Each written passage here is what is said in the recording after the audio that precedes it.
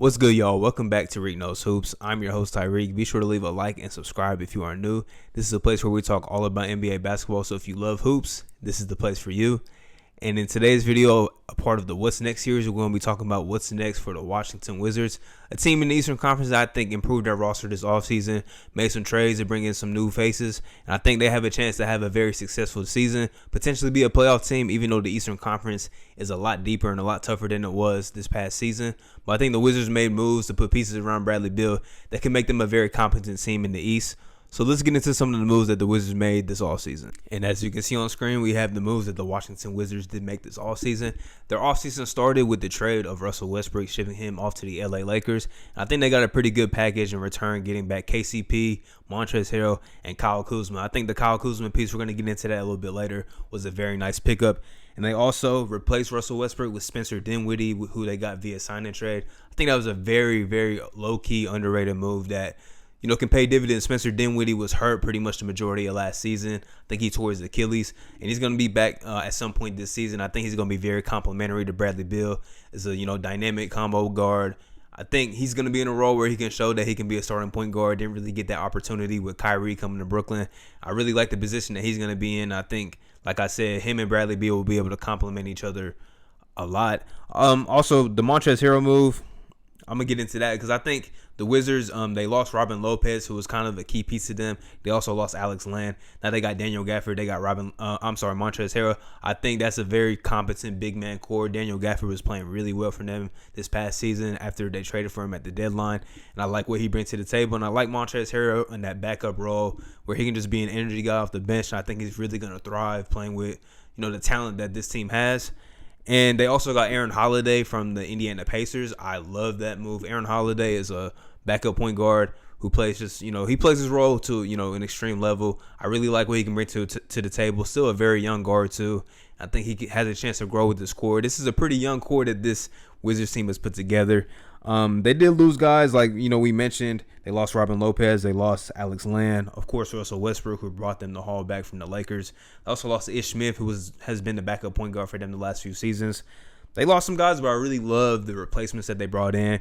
And I want to get into, the guys that they already had. I'm expecting guys like Rui Hachimura to take a jump. I think this is the year for him. I believe this is going into year 3 for Rui. I think this is the year that he can really take a leap and get into, being a player in the Eastern Conference that is really on the rise as a young star. I think this is the year for him. Of course, Bradley Beal. I think this season it won't be as necessary for Bradley Beal to score 30 points a game because he's actually surrounded with a decent amount of guys that can put the ball in the bucket. You got Spencer Dinwiddie, who can be a 20-point scorer. I think Kyle Kuzma still has a lot of upside. I really do. He was on Gilbert Arenas' podcast, and he said some good things to where I think his head is in a good state right now. And also we mentioned guys like I mentioned Rui Hachimura. I think he is set to take a big leap this season. And I think the Wizards just did a really good job. They got a new head coach coming in. They let go of Scott Brooks. They got Wes Unseld Jr. coming in. His first time being the head coach. He was like the defensive mastermind for the Denver Nuggets over the past couple seasons.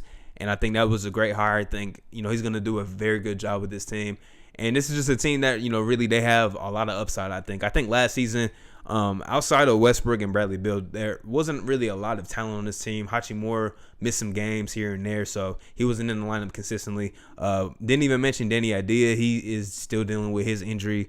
He'll probably be out a good portion of this upcoming season. Hopefully he has a speedy recovery. That's another young player that they get to add to this rotation. And, just some of the moves that they made this offseason, man. I think the Wizards, even though the East definitely got a lot better. We talked a lot this offseason about how good the Eastern Conference has gotten.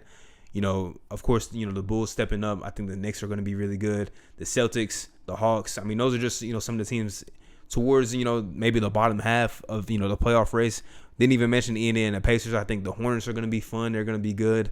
And, there's always a surprise team, too. Like, we don't know who might step up this season. So the East is tough. But I think the Washington Wizards are a team that got better. They got a lot better. And I really like what Kyle Kuzma had to say in his interview. So I'm going to play a little clip from it because I think it's worth listening to because I just feel like this is the best thing that could happen for him in his career to get out of LA, to get into a place where it's just basketball. I think he's going to be able to take a big step forward and shut up some of the doubters. And once again, this is the No Chill podcast, Gilbert Arenas' podcast. Definitely tune in. He has some great guests all the time. Chris Paul was just on his podcast not too long ago. And I haven't watched the entirety of this Kyle Kuzma interview, but I'm definitely going to watch it. But this is just a little clip from what Kuz had to say about coming to Washington and what he expects his role to be. You said that you want to be the player that you say you are with the Wizards. Now, what do you think that player is? Man, I just feel like, for me,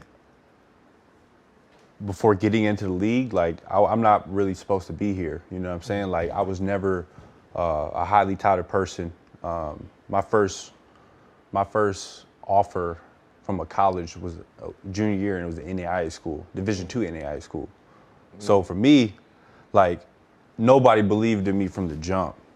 And all I had was me and my ambitions. And, obviously, like, the people close to me, because they love you unconditionally. But, I believe that I can be who I say I am, you know what I mean? Like, where I was, my first 2 years and that trajectory. And, over the past few years, taking a back seat, people look at those type of things as a negative.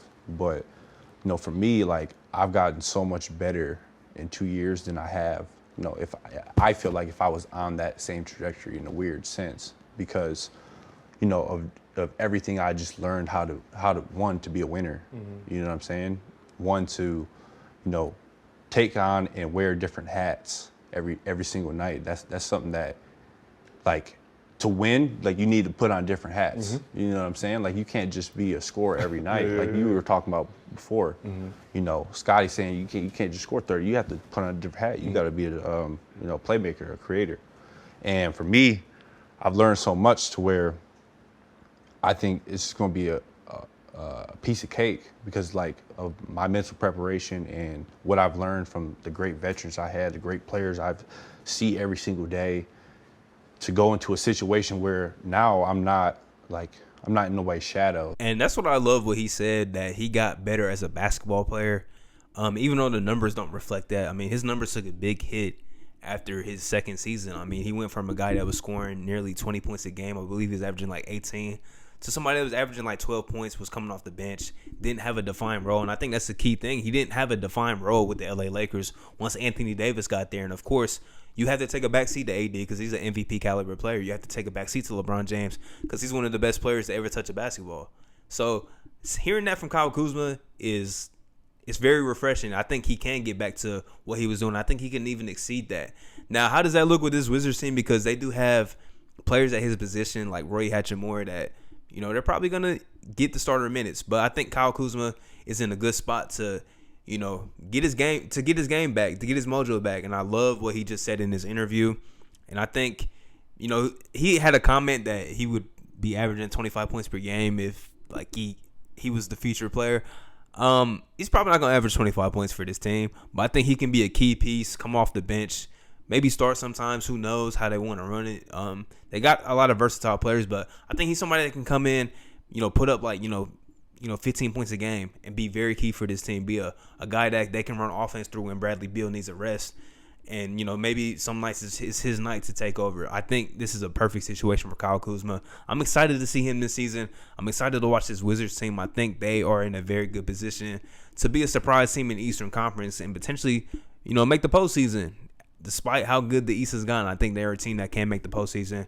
Definitely keep an eye on the Washington Wizards. They're a young, exciting team.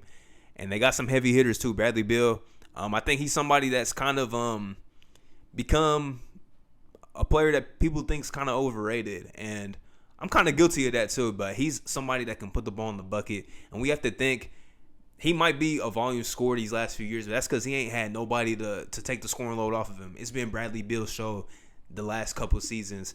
And that's a hard, burden to carry for a player that, used to play with an all-star in John Wall. He got Russell Westbrook last season. Westbrook's game offensively is not as efficient as it once was, like, 3-4 years ago. He can still get like 20 points, but it's not how it was a few years ago. But Bradley Beal has some, guys that can really score the ball around him, guys that are very versatile on both sides of the ball. Keep an eye out for the Washington Wizards. I think Wizards fans should be excited this season. They're a team that I'm definitely going to watch a lot of. I mean, they was already kind of a fun up and down team, but now I think they got talent. They're going to be a fun up and down team, and they're actually going to be good. So keep an eye on the Wizards. I think they might surprise some people this season. But With that being said, I appreciate you guys for tuning in. Once again, be sure to leave a like and subscribe. Turn on post notifications because next time I might be talking about your favorite team. I'm out.